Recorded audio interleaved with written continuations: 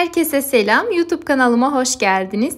Bugün sizlere az ölçüyle evinizde şipşak hazırlayabileceğiniz, hazırlarından çok daha güzel ve de lezzetli enfes bir pide tarifi vereceğim sizlere. Her zamanki gibi detaylı malzeme listemize açıklama kısmından ulaşabilirsiniz. Tarifimiz için öncelikle hamurumuzu yoğuralım. Bunun için 4 su bardağı unu uygun bir yoğurma kabının içerisine alıp üzerine birer tatlı kaşığı kadar tuz ve toz şeker ekleyip şöyle bir güzel karıştıralım ve de unumuzun orta kısmına bir çukur açarak üzerine bir dolu yemek kaşığı kadar instant maya veya yarım paket yaş maya ilavesi yaptıktan sonra ise azar azar ılık su ekleyerek hamurumuzu bir spatula ile veya kaşıkla karıştıralım. Bu aşamada birazcık yavaş yavaş karıştırdım ki bir taraftan da mayamız aktive olmaya başlasın. Daha sonra hamuru karıştırılmayacak kıvama gelinceye kadar karıştırıp elimle yoğurmaya devam ettim. Biraz toparladıktan sonra ise 1-2 yemek kaşığı kadar zeytinyağı veya sıvı yağ ekleyip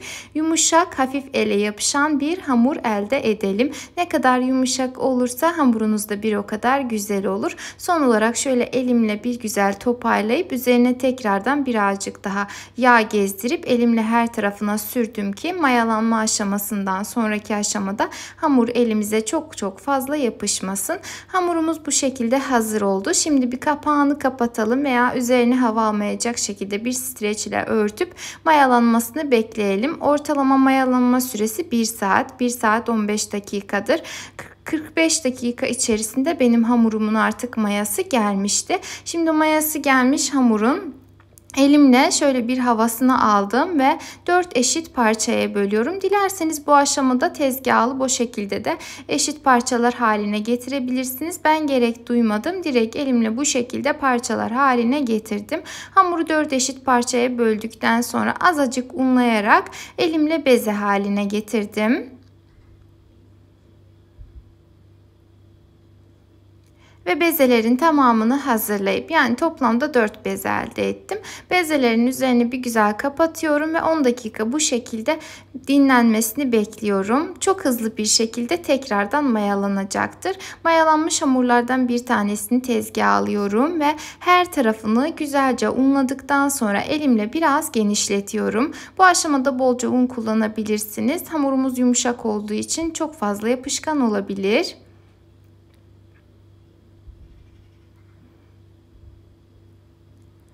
Şimdi herhangi bir merdane ile veya oklava yardımıyla hamurumuzu mantı hamurundan bir tık kalın olacak şekilde açalım. Çok fazla inceltmemeye dikkat edin ki daha sonrasında pideleriniz kuru olmasınlar. Hamuru ortalama 26 cm büyüklüğünde açtıktan sonra üzerine bolca peynir gezdirelim. Eriyebilen peynir olursa çok daha güzel olur. Ben bolca kaşar peyniri kullandım. İsterseniz eriyebilen çeçil peyniri veya tel peyniri de kullanabilirsiniz. Bolca peynir gezdirdikten sonra hamurun her iki tarafını içe doğru katlayıp daha sonra iki elimizle de içe doğru getirerek hamurumuza klasik pide şeklini verelim. Her iki ucunu da birbiriyle güzelce kapatalım. Videoda gördüğünüz şekilde yaparsanız hem görüntüsü çok daha güzel olur hem de daha pratik olur. Her iki ucunu birbiriyle birleştirdikten sonra bir ucu diğerinin alt kısmına getirip yuvarlarsanız da pişme sırasında yani fırında olma aşamasında da açılmayacaklardır. Daha sonra hazır olan pidemizi önceden yağlamış olduğumuz fırın tepsisine veya yağlı fırın kağıdı serilmiş tepsimize alalım. Ve geçelim diğer pidelerimizi de aynı şekilde açıp hazırlamaya. Videonun bu kısmı çok fazla uzun olmasın. Sizler de izlerken sıkılmayasınız diye sadece bir tanesinin daha yapım aşamasını sizlere göstermek istedim.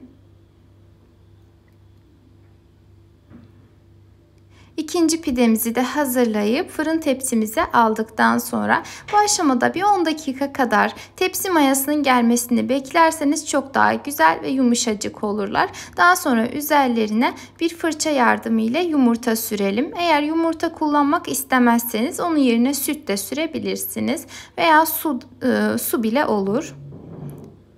Ve bu şekilde pidelerimiz artık hazırlar. Birazcık da 10 dakika kadar kabardılar. Şimdi önceden ısıtılmış 190-200 derece fırında pişmeye gönderiyorum. Pişme süresi fırından fırına değişebilmektedir. Üzerleri ve altı kızarıncaya kadar pişirmeniz yeterli.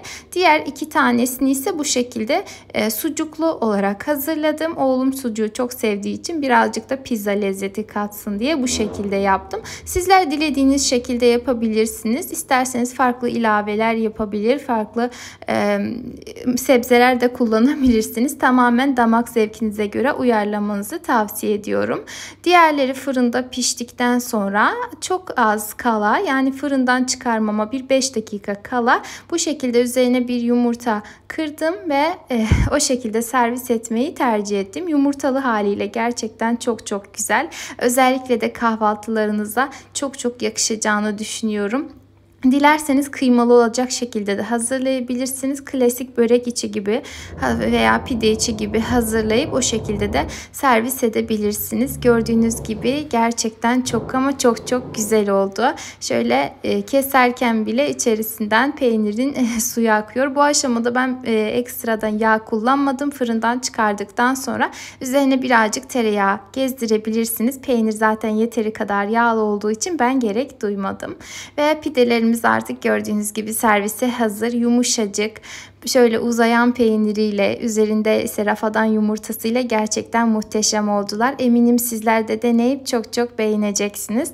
Eğer beğendiyseniz beğeni bırakmayı, yorum yazmayı, kaydetmeyi ve de aşağıdaki paylaş butonuna tıklayarak görmesini istediğiniz arkadaşlarınız ve sevdiklerinizle paylaşmayı unutmayın. Bir sonraki videolu tariflerimden haberdar olmak adına ise kanalıma ücretsiz bir şekilde abone olarak bildirim zilini tüm olacak şekilde etkinleştirebilirsiniz.